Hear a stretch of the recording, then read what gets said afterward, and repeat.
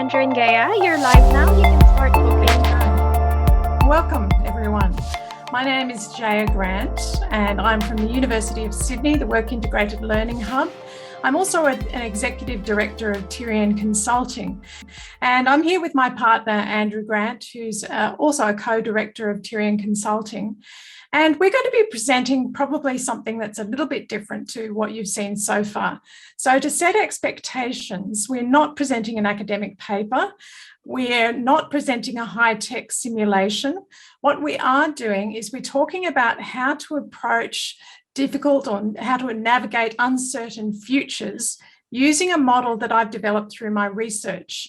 And we're using more of a low-tech simulation approach to identify, well, what are the major challenges that people are going to face in the future? So how do they navigate innovation and change to deal with the future using experiential learning approaches? So everything that we present is designed as a simulation, but as I said, it's not a high-tech simulation. So we're looking more at the team dynamics, leadership behaviours. What is it that people have to address and deal with in order to deal with the future? And how do you do that in a safe environment? We have a background in both corporate work, working with a range of organisations from not-for-profits through to government, through to Fortune 500 companies, and working with the universities. I also obviously work a lot with students in the education sector. And I've been working on this research over a number of years. I've interviewed innovation leaders, so over 70 global innovation leaders. I've done a number of ethnographic case studies where I've been embedded in organisations to try to understand the impact of innovation and change on individuals and teams and the organisation. And I've also conducted thousands of surveys, and I've analysed the survey responses to try to understand how do you identify, first of all, the key factors that are important in navigating uncertain futures, and then how do you address those effectively? So at the heart of what I've discovered in my research is that there is this tension between two factors. And one is all about how you come up with those breakthrough ideas that are really going to look on the horizon and deal with that uncertainty. And it's at the same time, how do you ensure there are really stable systems and structures that are going to support innovation and change over the long term? And that tension is something that can pull individuals, teams, organisations apart, or if it's managed effectively, it can really drive innovation forward. So that's part of what we explore in our simulated experiential learning approach.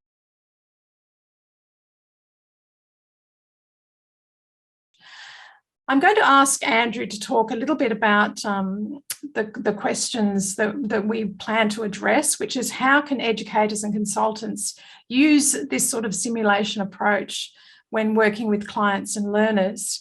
And then I'll share a bit more about the research that I've done and the key factors that I've identified that need to be addressed through these experiences. But I'll hand over to Andrew for now. It's a bit of an irony, isn't it? Because we love doing simulations, but I think with the tech platform, and we weren't sure how many people are attending and the time limitation, it's not going to be that easy to actually do a simulation.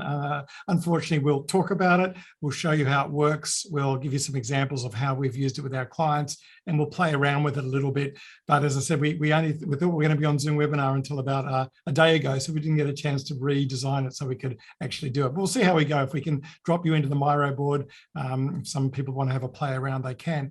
But look, as Jaya pointed out, we know there's tension in teams when it comes to innovation, and it's fast becoming a very, very sensitive and political and hot topic.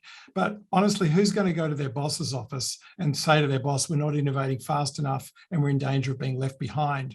Or equally, who's going to go to their boss's office and say, hey, you're innovating too fast, we're about to go off the rails? So it's one thing for Jaya to come up with the research on the tension between innovation and the model, but I want to talk about how do you teach that to people in a way that they discover it themselves. And that's where our definition of a simulation comes in. If the concept can be turned into a game or gamified, and let's get rid of the testosterone in the room, it doesn't have to be a competitive game, but where people can hide behind characters in our board that we've created on curricular creativity, or in this one, we're going to show you the innovation race, a race around the world to look at best practices. Then we can subtly move into exploring their own biases, their own approaches to innovation, and it's a much safer way to learn it if people can hide behind characters or they can hide behind a game. And this then becomes the starting point for an honest discussion, honest debate, and proper dialogue. Now, look, we know that a good simulation, and as Jay mentioned, not the technical ones, but the ones around leadership, team dynamics, and it is designed to change actually a way people feel, think, and behave by increasing positive functional behaviour and improving interpersonal relationships in a safe environment. Unfortunately, all too often, the deeper level of learning is not possibly reached because people, you can teach people, but they don't do anything if they don't have the opportunity to have a reflection, which is defeating awareness. They often have a presence of resistance, which is defeating intent, and many people have barriers to transferring or supporting information, which means they're defeating maintenance. So simulations, as you all know, create virtual practice fields that allow individuals and teams to test assumptions and experiment with ideas without having to suffer financial reversals or career setbacks. Now, we know from many, many years ago, Peter Senge in his 5th Discipline book said that companies need to create practice places where issues that arrive in the workplace can be isolated and focused on. And this enables a team to see consequences of particular actions and incidences that can occur very rapidly in the workplace and slow them down. And the complexities of the everyday environment can be simplified and analysed through a simulation. In our case, it's looking at the simulation of leadership, team dynamics, and tension within the leadership teams. As Plato pointed out, way before Peter Senge, you can learn more about a person in an hour of play than a year of conversation. So we want to ensure that it's not just about learning about the model, which Jay is going to take you through now, but that's really only half the learning. The other half of the learning comes in creating a practice field where people can discover and explore for themselves in a safe environment. And that's what we're calling a definition of simulation. So Jay, as we switch hats between the two, tell us a bit about the model, and then I'll go back and show you how it works in a gamified experience. And then we'll try putting you into some scenarios. And obviously, please ask questions along the way. Sure. So, as I mentioned, I have been studying innovation for a number of years. And what I discovered when I started to do a literature review was I looked way back. There was some research from about 60 years ago that uncovered the keys to creativogenic cultures, or cultures that produce an unusual number of geniuses. And I thought this was really interesting because I thought, well, what are those factors that those environmental factors and background factors that can lead to these individuals who are more creative and more capable of producing innovations? And there was some particularly interesting research that looked into the Renaissance period, because that was considered a period where creative thinking and innovation flourished. And out of that research, I then sort of looked at the research since then over the last 60 years and looked at how research into innovation has developed. And as well, I combined the findings from my own research, which was the interviews with innovation leaders globally, the ethnographic research, and then the surveys. And what I found was that there were some really interesting core factors. So from the research from 60 years ago, I distilled the 9 key factors that these researchers identified down to 4 factors. And these factors were that you need a certain amount of freedom, you need a certain amount of openness, you need a certain amount of collaboration, and you need a certain amount of flexibility. So if you think about in the Renaissance period, there was freedom. So, and particularly with democratic cultures, where there is that freedom, there has been found to be more innovation. So the number of patents produced by countries that are democratic is a lot higher than the number of patents produced by non-democratic countries, which indicates that this might be an important factor. Then openness. So consider during the Renaissance period how all the countries in Europe were so connected, and there was this wonderful sharing of information.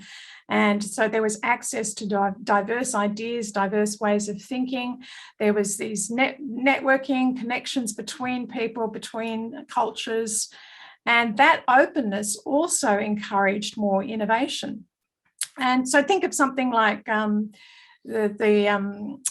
the printing press. There was a great connection of ideas all the way through to China and Egypt, where the typeface and the inks were produced. But then there was that collaboration. That was the next factor. So it was in Germany where all of those ideas came together with Gutenberg, and the printing press was invented. So there was that deliberate collaboration, and then there was the flexibility to be able to prototype, test ideas, and really come up with solid solutions. So those 4 factors were critical. But what I realized was that a lot of the research has been in the past quite one-dimensional. So while these are really important factors for breakthrough innovation, freedom, openness, collaboration, flexibility, if you have too much of each of those, then it's counterproductive because you can't ground those ideas or implement them effectively. So there's this focus on openness to exploring breakthrough new ideas and solutions, but there's also a risk. So think about how if there's too much freedom, then there's no clear direction. So you need some sort of control. If there's too much openness, then there isn't necessarily a focus. So you need some sort of focus. If there's too much collaboration, you can get groupthink. So you need some independent thinking. And if there's too much flexibility, then you can have no clear direction or no foundation. So you need some sort of stability. And what's interesting is it's the tension between what I call these paradox pairs that really can drive innovation. Because if you look down the right-hand side of the diagram that we're showing, so you've got the control, focus, independence, stability. These are all factors that can help preserve or ground the ideas. They're related to analysis. They're related to a really sort of solid implementation focus. So it's a focus on preserving, building current systems and structures for stability. And the tension is really interesting because you need that tension. If you have too much control, then obviously that can become counterproductive and destructive to innovation. If you have too much focus, then you don't have enough awareness of what needs to be done, what's outside of your own area of focus. If you have too much independence, then you can become sort of disengaged from the group or from the collaboration. And if you have too much stability, it can become rigidity. So you need that tension between freedom, control, openness, focus, collaboration, independence, and flexibility and stability. That's what drives innovation. Now, what's really interesting here is that this is a delicate balancing act. It's a dynamic process and it's a dynamic model. And I've got this illustration here. I don't know if anyone recognizes that, but it's actually the magnetic fields of the Earth in a computer simulation. So it's representing what the magnetic fields of the Earth look like. And I thought about how this is a really interesting representation of this paradox theory, because what you've got is at the core, there's a lot of chaos and a lot of tension between those two opposing poles, the North Pole and the South Pole. But what you can see around the outside is this wonderful alignment between those two oppositional positions, where you've got the magnetic fields that actually work together to protect the Earth from solar storms. So in a sense, I think this represents what needs to happen in organizations, that you need to have those people who are representing that exploration position, who are able to go out and explore new ideas and look for breakthrough opportunities. But you also need those people who are going to have that preservation orientation, who are able to analyze and ground those ideas and implement them effectively. then you can protect the organisation and you can navigate the future successfully. So that's sort of a representative model of what's at play. What you'll see on the screen now is what I started to do through my research was I would spend time with executive teams in organisations, and I would transcribe the discussions. And this was part of my experience of being the fly on the wall with the ethnographic research. And I was particularly interested at that dynamic at play between key executive leaders. So I looked at how a CEO and a COO in particular related to each other. And there was one particular organisation where I found a really clear division between the CEO, who was the founder. He was a very innovative entrepreneurial founder of the organisation, who had a very strong exploration orientation. And then you had the COO, who had a very strong preservation orientation. The COO had been brought in by the board when the organisation was at risk of falling apart, because the CEO was so far ahead of everyone that everyone was having trouble keeping up and they were at risk of burnout. So there was a number of executives in the team who departed from the organisation, and they took a number of other employees with them, and it became a toxic environment. So the COO was deliberately brought in to provide that balance. And what you can see here is where I transcribed a conversation, and I could identify in the yellow writing that exploration orientation from the CEO. And then in the blue, you can see that preservation orientation from the COO. And how they navigated that conversation together, where the CEO would often sort of pull the conversation back to, a fear of stability, too much stability, and a fear of the systems and the structures suffocating his innovative approach. While the COO, who was quite ambidextrous, so he was able to balance both positions pretty well, he would pull the conversation back into the blue zone, and he would talk about we need, these systems and structures so that we can survive and so that our innovation will be sustainable over the long term. So when the CEO kept pulling him back, he'd sort of reach over and find a way to bring the COO back to the conversation and bridge those differences effectively. So I think this sort of shows you the pattern of conversation, how it was moving rapidly between the two positions and how they were able to navigate that discussion. And that's partly what we represent in our simulation. We're looking at what are the discussions that are happening in teams that indicate that there might be some sort of tension between these potentially polar positions. How do you understand yourself and your own positions? How do you understand your team members? And how do you then, dynamically work your way around these positions to have constructive conversations and to ensure that you can bring alignment as a whole team? So Jaya, if it was just the CEO, what would have happened in that situation? Well, it was for a while, wasn't it? If it was just the CEO, yeah. Exactly. So he was stretching everyone so much, and he was so far ahead in his ideas. So he was just exploring racing too fast. Exactly. So the people couldn't keep up, and they started to complain that there was a lack of work-life balance, that they felt that the targets were unachievable. They literally couldn't keep up with the pace that he had. But the media seems to glorify that A-type personality and put them up as heroes. We love entrepreneurs. Is it sustainable? We love entrepreneurs, but it's not necessarily sustainable. And there's a lot of literature around that typically we think the entrepreneur CEO has to go, and you have to bring in, so it's like the Steve Jobs, Tim. Yeah, I mean, every time we read about an entrepreneur, it's often, and dare I say male, but often this charging, and if you read Elon Musk's book, he worked, slept on the lounge in his office. Yeah. And we read it as if they're heroes. What's the problem?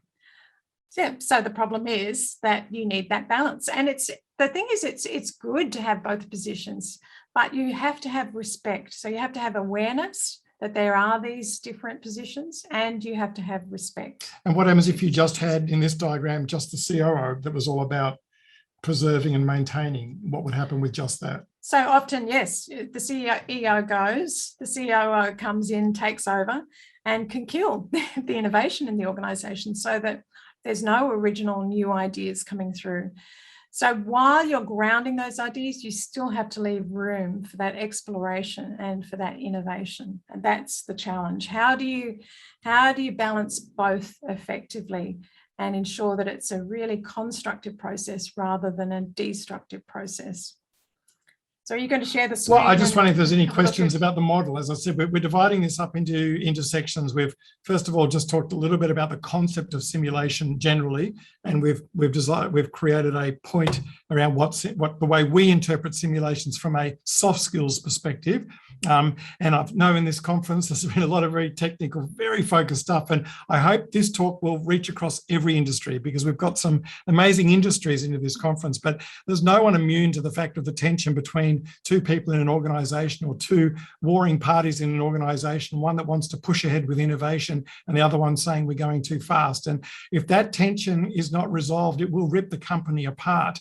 But we believe that tension's important. It just needs to be managed and respected and recognised. We know that Apple was at its best when it had the exploring Steve Jobs and the preserving Tim Cook. If this was a reality TV show, we're still in the chapter of the current Tim Cook phase, doing well because he's brilliant at tightening processes. But let's see when Apple will bring out the next major explorative, innovative idea, or whether it can be able to continue in more of that tightening process.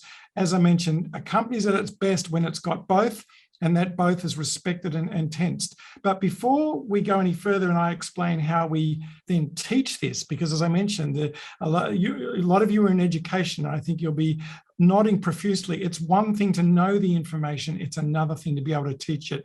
And look, if you want to learn about this stuff without a simulation, go onto YouTube, pick up a book, it's all free. But really the value comes in the ability to teach it in a way that people will discover this for themselves and not just lecturing at them, ironically, which is what we're doing now. But lecturing is a faster way to get the content across. Are there any questions about the model that anyone would like to ask before I just quickly jump in? And we've got maybe 3 minutes on questions to Jay about the model, and then I'd like to jump in to show how do you teach it. Now, look, we've taken a 2 or 3 hour talk on a workshop and turned that model into about 10 minutes. So I don't know if we went too fast, but I think you get the basic idea of it.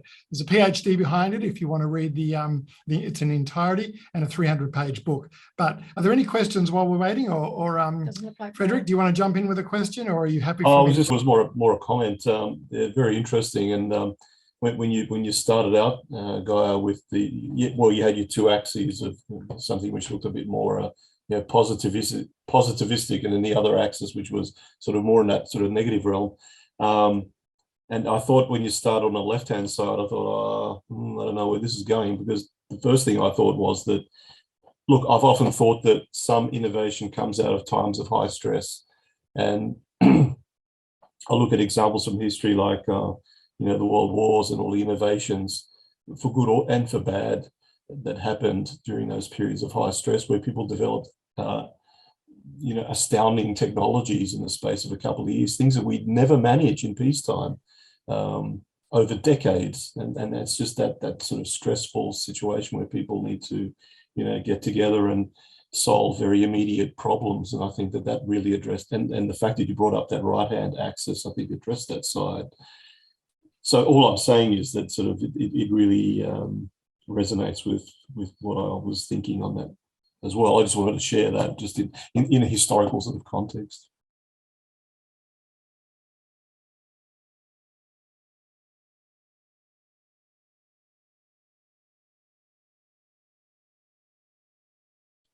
Well, it's interesting. When we wrote the book, which was before the PhD, we actually looked at it from an anthropological and historical perspective, because whilst Jaya had been studying for the PhD 60 years of innovation, more in a business context or an organizational context, you can go back as far as the Tower of Babel to look at people that wanted to explore and people that wanted to preserve.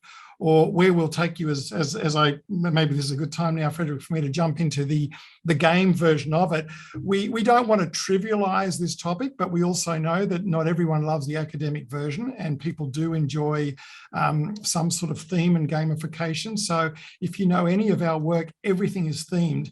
Our creativity book is called Who Killed Creativity, but it's themed around a CSI type, play detectives and discover what kills creativity. The innovation one is themed around, I don't want to trivialize it, but an amazing race or an innovation race type, but the academic version, not the childish version, where we are actually going to take people to 4 different continents around the world. And as we get to each of those continents, we'll bring out one of those 4 paradoxical pairings based on why we think that continent is particularly interested in it. It might be a little bit of squeezing square pegs into round holes. So, but we'll go to Africa, then we'll go to Europe, then we'll go to Asia, and then we'll go to America, starting in Australia, finishing in the Antarctic. I'm not going to get into it in too much detail, but what we really want to do is take people around the world, and as you mentioned, to look at it from an anthropological perspective, and not just at companies in the last 10 years, or Jim Collins's book, Good to Great, looks at the last 100 years, but we can go back 40,000 years from exactly where we're living right now and see perhaps some of the people that were able to sustain their lifestyle for 40,000 years. And when you take our 100 years and compare it to 40,000 years of the Indigenous population, we've got a lot to learn. And so I think we need to be very careful there. But as we know, Jared Diamond in the book Gun, Gems and Steels, unfortunately says that when tech meets tradition, it's the tradition that gets wiped out.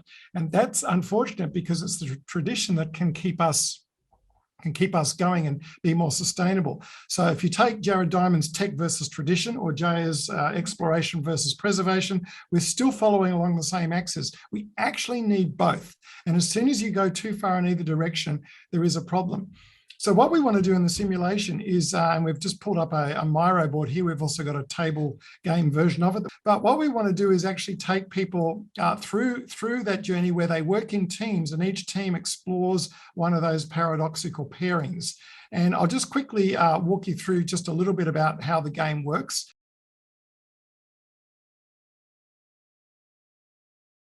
We start, as I mentioned, in Australia. And we, as I said, we've got some gamification and some questions and some quizzes where people get rewarded with the quizzes. They get rewarded as they try and find destinations around the world. And then they can invest that back into what they think are the most innovative companies. But I won't go into that side of it. It's a little bit complicated right for now. But we'll just start with the simple bit of how the game works. Is we will divide people into 4 teams. And then during those 4 teams, we will give each team a series of case studies. So each team will work on one of the paradoxical pairings. And as they work on that, they will be given a series of case studies, and they will need to plot those case studies on the map. So this is paradox 1, where we move, using the theme, we move from Australia to Africa, and we're landing ourselves in Egypt.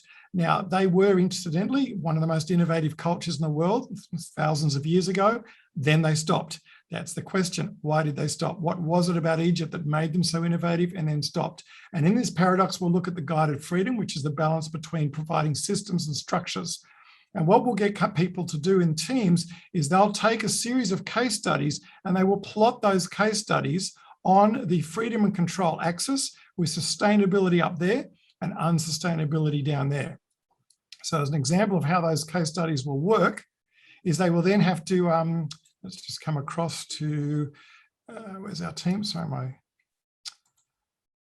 just going to come across to an example of one of the teams. So there's team 1, and they will get a checklist which they can download, and then they will look across, and the particular case studies that we'll do for paradox 1, we've got a series of corporate case studies, and we've also, as I said, there's a direct correlation, I think, between companies, countries, and cultures. All 3 can teach us about innovation, whether it's looking at Egypt back in its olden days through to the Marriott Hotel or Google or Sony or Pixar. All of these can be mapped. We can even map North Korea onto the axis, but unfortunately North Korea, and this is where people do this together. Well, Well, you can map North Korea and South Korea, because where are you going to put North Korea? You're going to put it probably down. As I said, this is what would happen in the Miroboard, but you'd probably grab North Korea. Where are we? Let's just grab the North Korean icon. And you'd grab the North Korean icon and you'd probably bring it down here and you'd say, well, North Korea is fully controlled and it's unsustainable, as an example. Like with twin studies in psychology, you have this amazing cultural comparison between North Korea and South Korea, where you have very similar environment, but obviously very different political systems. So you can see that, you know, South Korea is one of the most innovative countries in the world and ranks very highly on innovation measures, global innovation measures, whereas North Korea doesn't rank at all, obviously. So you could put Korea down here. If we're playing around with countries, I don't want to be politically incorrect here, but it's interesting where you might put, well, we don't have Singapore, oh, there you go, where you might put Singapore. Singapore is also known as a more of a controlling type place, but they're still very innovative. But then if you came along with Pixar, for example, if you read about Pixar's culture, it's really, really interesting about, they were all about freedom. And the boss basically said, you can go and do what you like. So what we're doing is we're getting people to build up a model of where they think that they can go online, download the case studies, and then build this up. And then eventually, once they've built that up, it then comes to looking at their own country. Their own organization. And they might say, well, where are we? We're too free, but we're unsustainable. We're too free, but we're very sustainable. We're totally controlling, maybe a little bit better than North Korea, or we're doing it quite well. We're fairly controlling, but we feel that it's sustainable. And that's where the discussion comes in, because as a small team, they've got to decide where they feel, where you feel your country's current state is. Company, sorry. But you could also then go and look at where your future state is, where you want it to be. So you might say, well, we currently, you know, going down we're a bit of in a control situation, but where we want to end up is we want to end up a little bit like Pixar. We think that if we want to have a future, we need to be more sustainable in what we do. So as you can see, what that's starting to do is it's starting to build up the map as to where we think we are, where we've been looking at the boundaries of the best case scenarios. So what do we then do after that? What do we then do after that is we then want to weight them. And once they've actually decided where they want to be, that we need to then look at some sticky notes, and they can do things like put on their sticky notes action planning about what actions can you take to get to the desired state. So as I mentioned before, you had the current state and then the desired state. What leaders and models and companies could you emulate to get there? How will you measure progress? And how can you identify when you're in danger of skidding off the path? And so what teams can do then is they can then start, as I said, they're all in small teams, each of them working on a different paradox, starting to build that up with the sticky notes. Now, once they've built the sticky notes up around the map, they can then start adding what they think is doable, what's an easy win, what we need to be really careful of, and blue sky ideal dreams. And as you can see, what ends up happening is you end up with this sort of, as I said, we won't do it because we don't have time, but you would end up, each team would end up with something like that. So they would have their best practices of companies, their current state, their past state, their desired state, and then how they're going to get there. And then once they've done that, the idea is to then, each team will then drag their map, they will group it all together and drag it onto the world map. And so at the end of the session, they will actually end up with a full world map of best practices, what they're going to do, what their current state is, what their desired state is, how they're going to get there, and what action plans they can actually use to get there. So any questions on that one before we go into your scenario planning? So that's a little bit, again, it's a fast version of how the game works. I've been basically playing it with myself because I think it was going to be a little bit hard to drop people into Miroboards. If we do a full workshop, you've got to sometimes spend a couple of minutes doing a bit of a practice corner to get people comfortable with the Miroboards. But once they're up and running, they're often on their own, really trying to build and discuss. And we're not, even though getting to an end result, which is what I showed you, is great, sometimes it's the discussion along the way that makes it most important. And that's why we gamify it as well. And so we've got questions along the way of what are the biggest tourist attractions in Egypt, if we're going, for example, to this particular paradoxical pairing place. Why are they important? And we're going to, in this particular case, use Egypt as a great case study that was once innovative, is not now. Why? So questions, games, building up case studies, and then putting in some action planning. If it's all blended, you'll find there's a much, much better conversation than if you just go into your boss's office and say you're over-innovating or you're under-innovating. Frederick, any comments or questions you want to make on that one? Well, look, it's only a detail. I guess it doesn't really matter to the grand scheme of your approach, but I guess some of the innovation is influenced by the resources available. So you judge North Korea to be non-innovative, but I would have said that they are innovative because, and not to say that it's a nice place at all, but they've done quite amazing things with very little. I have to say, I would say they're highly innovative in some ways. Well, you're absolutely right. And as I said, we're not here. We're moving away from teachers where we're telling you, which was the old style of teaching, to just throwing it out there. I mean, you know, it could be danger of being politically incorrect, saying one's there, but we're not telling, we're just saying, what do you think? And it's the discussion and the journey along the way that is the most important thing. So that's right. I might say, well, I think North Korea goes, you know, why? I mean, almost, you know, you'd almost want to put it right out here. It's totally controlling and totally, but you might actually say, well, given the fact that they don't have a lot of resources, they're quite innovative. And you might think, well, sanctions and everything. Yeah. And I know Jay and me, we're always arguing over Singapore because, you know, it depends on which direction you want to look at Singapore and whether they're innovative, controlling or not. But the end result is not as important as the discussion, because we're not here to try and have a definitive, where does Singapore go? Where does Pixar go? You know, you've got the Apple junkies that will say Apple's the best company in the world. And you've got the others that'll say, I've had clients say to me, don't talk about Apple, we're a bank, we're sick of talking about it. So I think it's not so much about getting hung up on exactly where these land. It's there to help us explore each of the paradoxical pairings to see who's doing it well sustainably, who's not doing it well sustainably. But most important, once we've had that discussion and we've got into Singapore and Korea and Pixar and Google and Apple, now people are feeling a lot more comfortable to talk. And so now it comes to, okay, where is our company at? Where is our organization at? Where is our team at? We've even got a personalized Miroboard, which is a coaching one, which is more about us as a team. So this is the one looking at the organization. There is a similar one, although it doesn't race around the world. Jaya has developed actually, we didn't talk about this, did we? A measure of, do you want to just quickly talk about your... Yeah, I was just going to, sorry, before we go off that point, I was just going to mention, Frederick, about the concept of Jugaad innovation, which comes out of India, which is that sometimes when you've got the least resources, you become highly innovative. So yes, it's not necessarily about, you know, producing something that's high tech and seen to be the most advanced new innovation. It's about... Yeah, sorry, I was going to say, I wonder whether there's also this, I think you've covered this, but there's the a consideration on whether, because you're talking about, you know, controlling versus, you know, less controlling. It seems to me that in organizations and even countries, governments, sometimes there's the right time for it to be more controlling. And then once things are a little bit in order, that they can release the reins a little bit. Exactly. You speak of that around the world too. Yeah, so in a time of crisis, you don't have time to sit around and discuss it and be democratic. You know, somebody has to make a decision fast.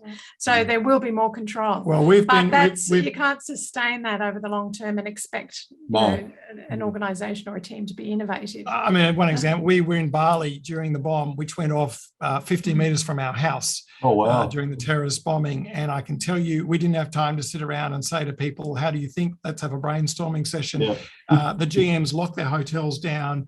No one knew exactly what it was, but everyone went into that fight, flight or freeze mode, which is the prefrontal cortex of the brain, which gets you into an emergency mode. And that's great because that's how we've survived. But I know plenty of GMs in Bali that would have locked down the hotel 24/7. They didn't just lock it down during a bomb. They were controlling all the way through. So yes, that's right. That control freedom thing also needs to move. If you take a hotel, for example, maybe when a hotel is starting up, it may need to have a little bit more control to get the systems and structures in place.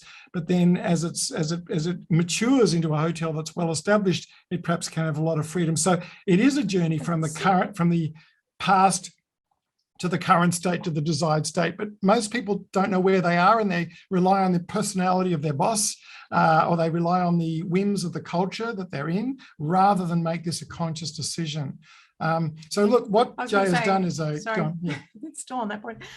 So in a startup, for example, you have that freedom, but inevitably, as the organisation scales up, as the venture scales up, then you will have to bring in those systems and structures. So you will have to have some control to get to the next level. Is that why the CEO? That's why there's this constant. Is that why the CEO of a startup is always the more explorer, and then typically he or she has got to bring in that preserver to they have to balance recognise it out. that there will have to be some pullback to maintain that tension and to ensure that they're not going off the rails, I guess, in some that what they do is sustainable and applicable. Now, Jay, you've actually, what we did skip over, you've actually developed an assessment and a measure. I mean, some of you might say, oh, I know where I am. I'm the control freak and I think it's sustainable. Or you might say, I'm the freedom boss. I know we've had quite a few people from the Defence Force on this conference, and I bet they're thinking, well, we are definitely down the preserving side, but I'd like to hear from them. I mean, you tend to think of the government is more bureaucratic and preserving, but I'd love to hear from the Defence Force people that are around. But Jay, rather than us just pin the tail on the donkey and say, I think I'm there, you've actually developed a measure. Do you want to just quickly explain a little bit about that? So out of all this research, as I said, I've developed this concept of 4 paradox pairs that I think are really at the core of the ability to innovate and to approach change for the future, to prepare yourself for the future. And so I developed from there a questionnaire that helps to mirror back to individuals what their typical orientation is, so what their typical preferences or biases are. And I represent that as a continuum. So you'll see there's 4 bars between freedom bias and control bias. So some people will be more of a challenger, which means they have a longer bar on the left. Some people will be more of a conserver, which means they'll have a longer bar on the right. And, sometimes they'll be ambidextrous. They'll be fairly balanced between the two. And so this is a way, and that goes for all 4 paradox pairs. So this is a way of opening up that discussion. When you go into the simulation, you'll discover these differences, and then you can start to explain them better. You can say, the way I answered the questions indicates that I have a strong preference for this particular behaviour, and this is how it plays out. Well, you've also got a team one and an organisational one. Team is one, that right? Which is looking at, what's the average, what's, who are the outliers, what are the high scores, what are the low scores, and it just helps to develop that awareness and respect within the team, and then the simulation activity helps to express that. So you can see we've just, you can see how there's only 3 of us. It'd be nice if more people wanted to jump in. I don't know what platform they can jump in on and tell us, whether they or ask questions about their industry. I'm not saying that we're experts on it, but you have mapped those iLCi graphs across different industries, from science to HR to leaders to government. I discovered some really interesting trends between roles.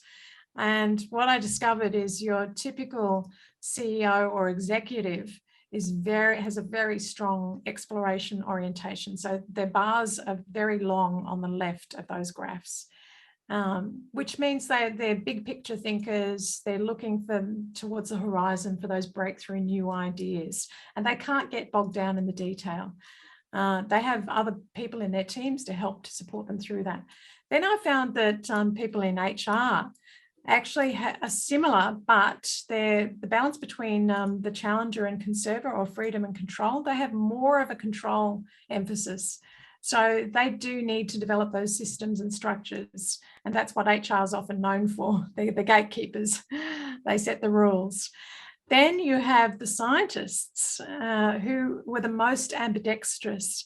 So they were able to be quite flexible between the two positions, and that makes sense because they have to be able to think creatively in order to come up with these new innovations and these new ideas and solve these challenging problems, but they also need to be really systematic and structured.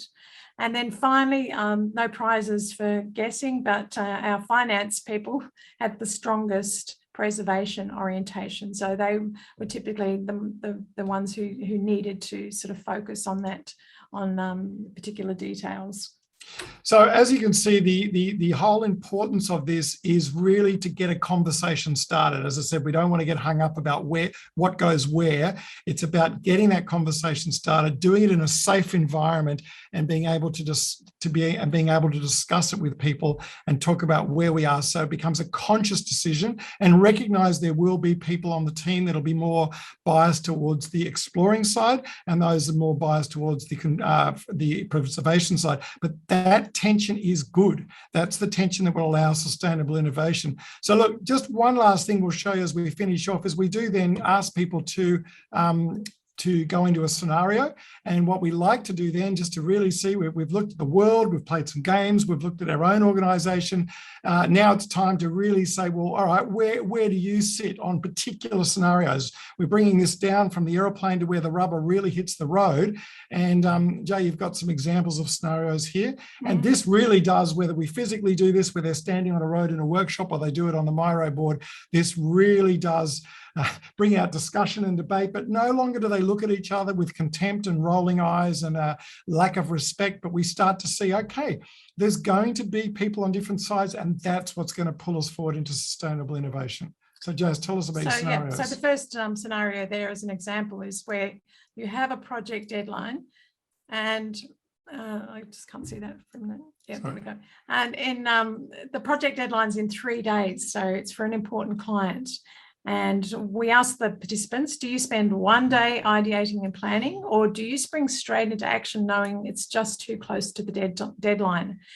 And then I ask individuals to stand in a position that they think represents. They can put their names here, and they can bring themselves forward. And so virtually stand. So they've got their name here, they've coloured their icon, their avatar there, and John might say, well, I'm really flexible on this. But Bill over here is saying, no, I want control over this. I'm the boss and I want it to work. And so you'll get tension between these two. Or you might find that everyone's saying, it doesn't matter. You know, we've worked with sales and marketing teams where everything's fun and everything's great, but all the bankers are over here. Or for example, if you take banking, you've got the stock and the traders and the analysts that are always over here. And you've got the sales and marketing team from the traders that are over here. And if they don't learn to respect each other, what happens is these guys will always underestimate the stock because they know that these guys will always overestimate it. And so they just keep going further and further apart on the road. But if you can give them a scenario and get them to see where they stand and almost laugh and cry and realize that, you know, so you can see physically, you know, how far apart we are and what we need to address to build the bridges between the two positions. So this is where you can identify what are those critical conversations we need to have. And I'll try to, I'll say to people, all right, I want you to convince someone on the opposite side to you to move over to this your person side. who's saying, no, we need more stability, is saying, oh, you're always flexible. You just, yeah, you know, you give too much time. Yeah, your lack of reality, your lack of too much reality. time ideating.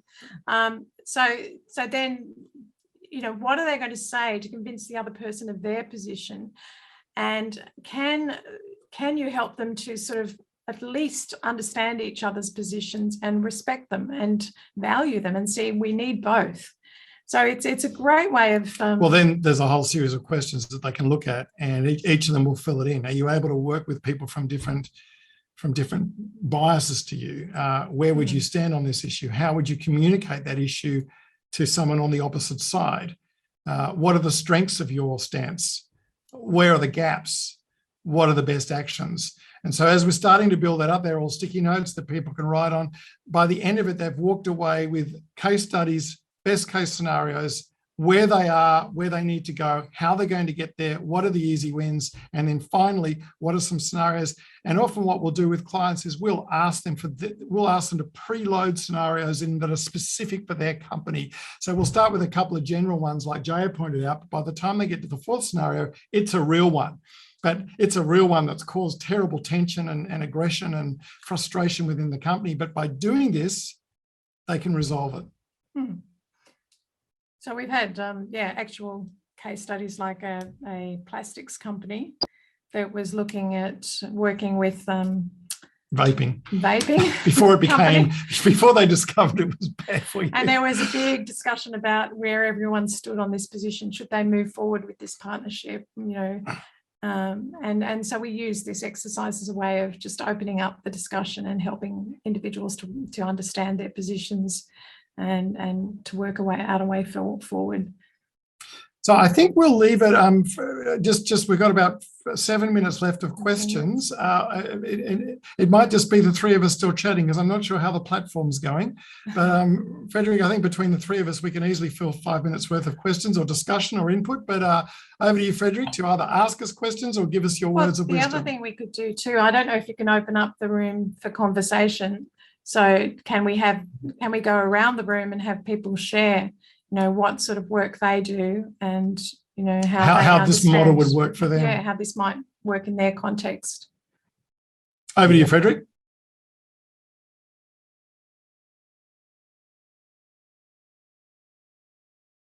With this approach, when you have companies coming through, do you help them formulate their strategic policy, or is it more to appeal to the individual? So you come in.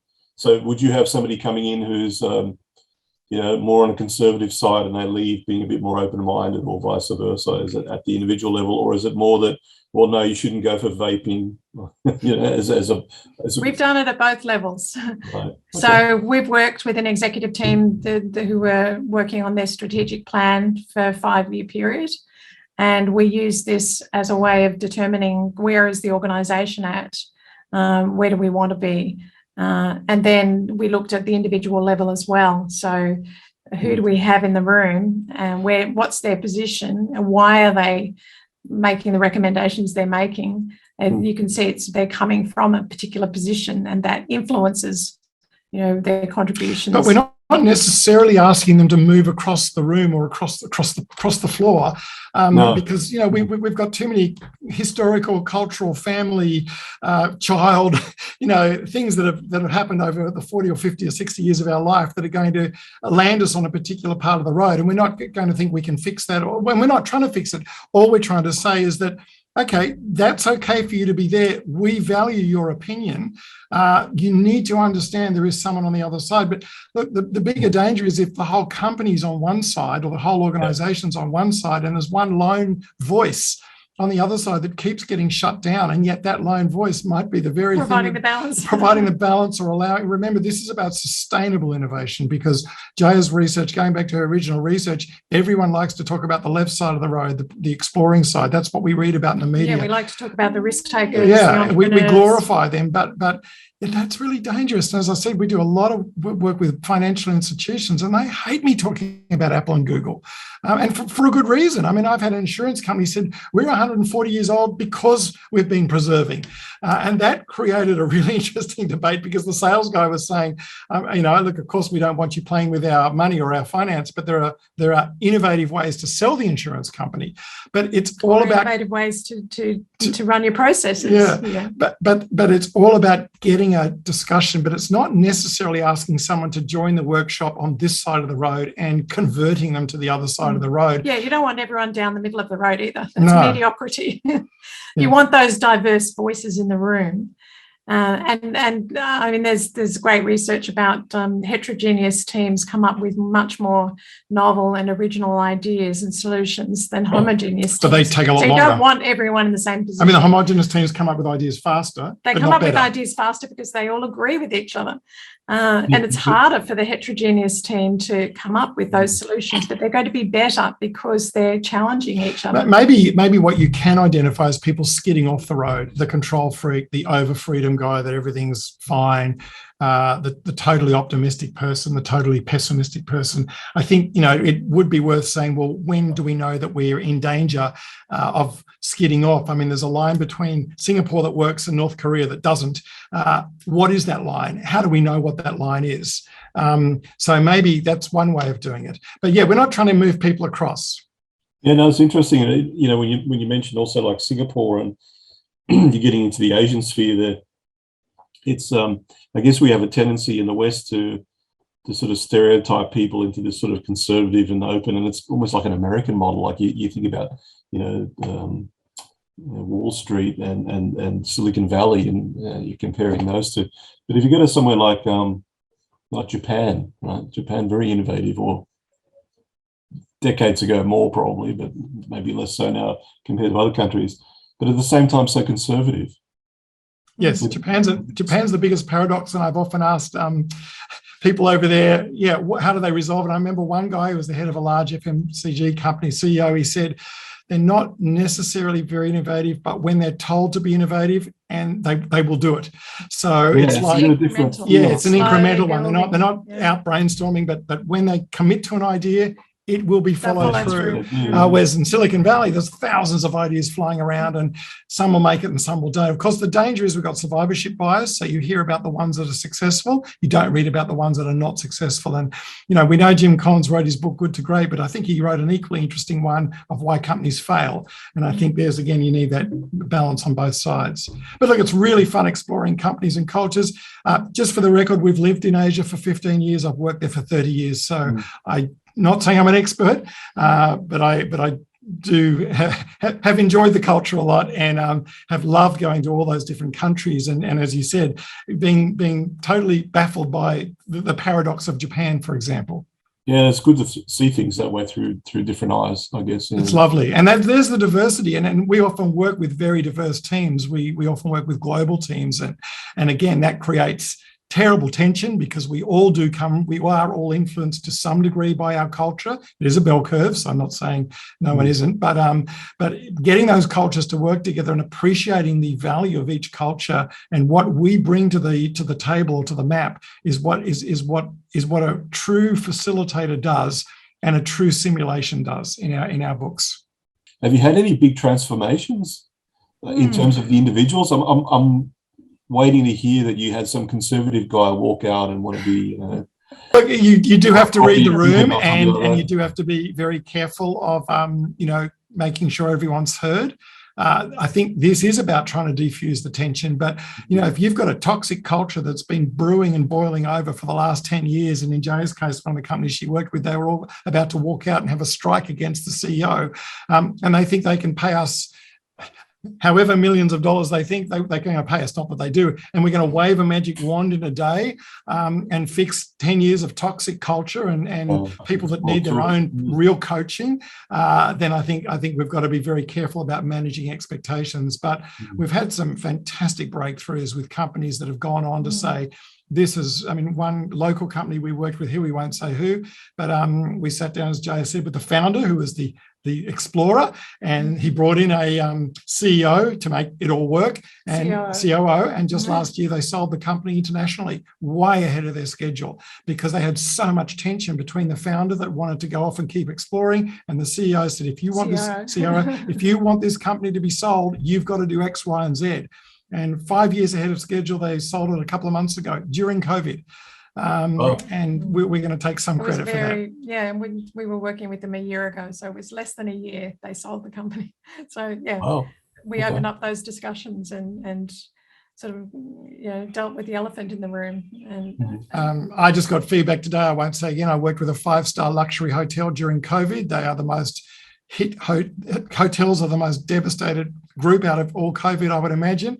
They are the only hotel at the moment to make a salary, reach their budgets, and they're 150% out improving the rest of the market by going through our version of design thinking and this process of getting the teams to learn to work together. Because as you said, Frederick, when a crisis hits, it sometimes brings out the best, but it also sometimes brings out the worst. And this poor general manager was just having, bleeding people from the hotel as they were leaving, not sure what to do. But he literally wrote to me today and said it paid for itself many times over because he's now got the team focused. And the end result was they're the only hotel making a profit in Asia in their hotel chain. Wow. So it's very rewarding to see that side of it. Yeah, no, that's really good stuff. Thank you so much.